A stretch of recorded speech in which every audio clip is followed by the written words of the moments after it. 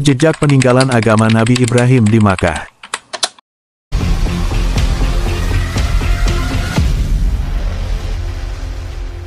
Mereka kaum kufar Makkah mengatakan bahwa Islam bukanlah bagian dan bukan pula kelanjutan dari ajaran Al-Hanifiyah As-Samhah yang diwahyukan Allah Subhanahu wa Ta'ala kepada bapa para nabi, Ibrahim alaihissalam.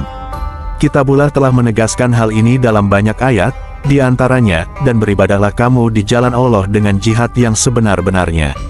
Dia telah memilihmu dan dia sekali-kali tidak menjadikan untukmu dalam agama suatu kesempitan. Ikutilah agama orang tuamu Ibrahim. Dia, Allah, telah menamai kamu sekalian orang muslim dari dahulu. Al-Quran Surat Al-Hajj ayat 78. Dan juga disebutkan pada ayat, katakanlah, benarlah apa yang difirmankan Allah, maka ikutilah agama Ibrahim yang lurus, dan bukanlah dia termasuk orang yang musyrik. Al-Quran Surat Ali Imran ayat 95. Kita telah mengetahui bahwa bangsa Arab adalah anak-anak keturunan Nabi Ismail alaihissalam. Mereka juga mewarisi agama dan cara hidup yang diwasiatkan ayah mereka, berupa pengesahan Allah, penyembahannya, pelaksanaan aturannya, penyuciannya, dan pemuliaannya. Salah satu ajaran yang paling menonjol adalah pengagungan dan penyucian Baitul Haram serta penghormatan terhadap simbol-simbolnya, termasuk pembekalan, pelayanan dan pemeliharaannya. Hanafiyun dalam kelompok masyarakat Arab ketika itu merasa bahwa mereka mengikuti dan mempertahankan ajaran Nabi Ibrahim yang intinya adalah kepercayaan tentang keesaan Allah dan keniscayaan kebangkitan setelah kematian.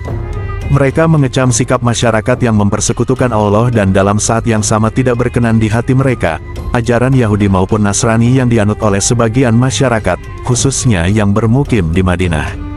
Tokoh-tokoh Al-Hanifiyin, sekian banyak riwayat yang menyebut nama-nama mereka yang termasuk kelompok ini, antara lain 1.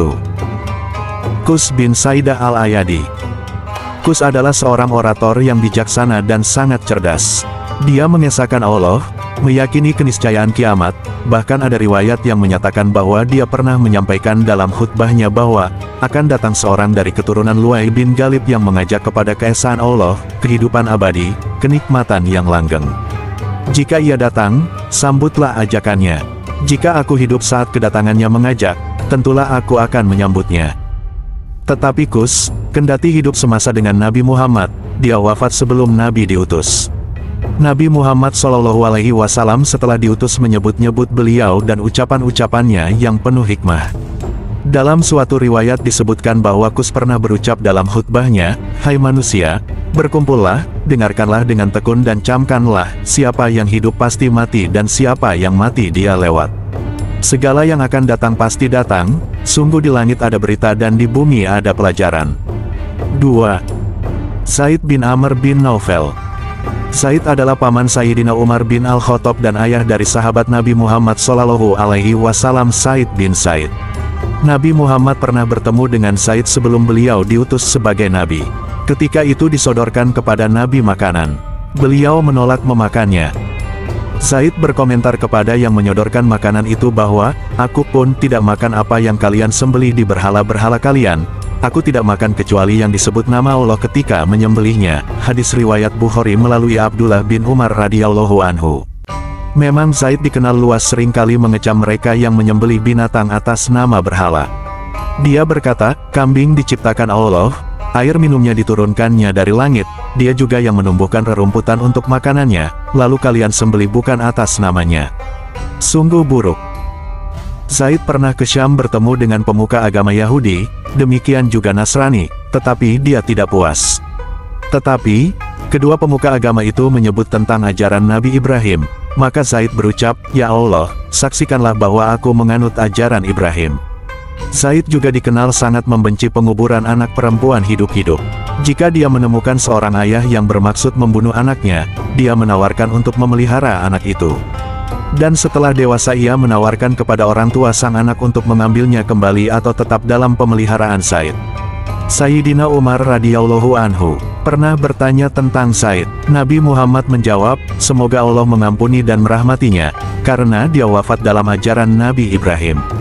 Putra Zaid, yaitu Said pernah juga bertanya kepada Nabi tentang ayahnya. Nabi bersabda, dia akan dibangkitkan sebagai satu umat tersendiri. yakni tidak bersama mereka yang mempersekutukan Allah, tapi tidak juga bersama umat Nabi Muhammad, karena dia tidak memeluk ajaran beliau. Memang ketika Nabi Muhammad diutus, Zaid berada di Syam. Setelah mendengar bahwa Nabi diutus, maka dia kembali ke Mekah, tetapi di perjalanan dia wafat. 3. Warakah bin Naufal bin Asad bin Abd al-Uzza. Warakah adalah anak paman Sayyidah Khadijah, istri Nabi Muhammad Shallallahu Alaihi Wasallam. Dia termasuk yang mengecam keras kepercayaan sesat kaum musyrik dan meyakini keesaan Allah. Beberapa riwayat menyatakan bahwa dia ke Syam dalam konteks pencarian kebenaran. Imam Bukhari meriwayatkan bahwa ketika Nabi Muhammad menerima wahyu pertama, Khadijah radhiyallahu anha mengantar beliau bertemu dengan Warakah yang ketika itu sudah demikian tua dan buta. Setelah mendengar apa yang dialami Nabi di Gua Hira, Warakah berkata, "Itulah namus wahyu yang turun kepada Musa. Semoga aku masih hidup saat kaummu mengusirmu." Nabi Muhammad terheran-heran lalu bertanya, "Apakah mereka akan mengusirku?" Warakah menjawab, "Tidak seorang pun yang menyampaikan apa yang engkau akan sampaikan, kecuali dimusuhi. Kalau aku mendapati hari itu, pasti aku akan membelamu dengan pembelaan yang sebenarnya." Demikian Warakah yang diperselisihkan kapan wafatnya. Ada yang menyatakan bahwa ia wafat sebelum turunnya perintah Allah kepada Nabi untuk berdakwah, dan ada juga yang menyatakan dia wafat setelah itu dan beriman kepada Nabi Muhammad Shallallahu Alaihi Wasallam. 4. Umayyah bin Abi Salt as-Sakafi. Umayyah adalah salah seorang tokoh masa jahiliyah yang merasakan kesesatan kaumnya. Ia terus dalam pencarian. Satu riwayat menyatakan bahwa dia memeluk agama Nasrani.